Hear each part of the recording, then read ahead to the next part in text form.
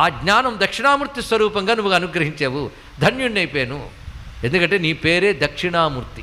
దక్షిణామూర్తి అని 10 సార్లు అన్నాం. ఇప్పుడు ఆ మాట వింటే చాలండి పుణ్యం. దక్షిణామూర్తి అంటే అర్థం ఏమిటి? ఎన్నో అర్థాలు ఉన్నాయి. దక్షిణుడు అంటే క్యాపబుల్, దక్షత కలవాడు దక్షిణుడు అంటే సర్వసమర్థుడు. సర్వసమర్థుడు అంటే మీరు నేను చేయలేని పని చేయగలిగేవాడు.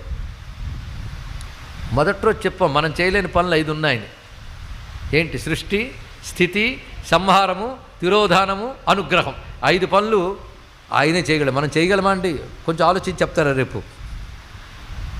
అంటే సృష్టి, స్థితి, సంహారము, బంధము, మోక్షము అది ఆయనే ఇవ్వగలడు. ఆయన తప్ప ఎవడూ చేయలేడు.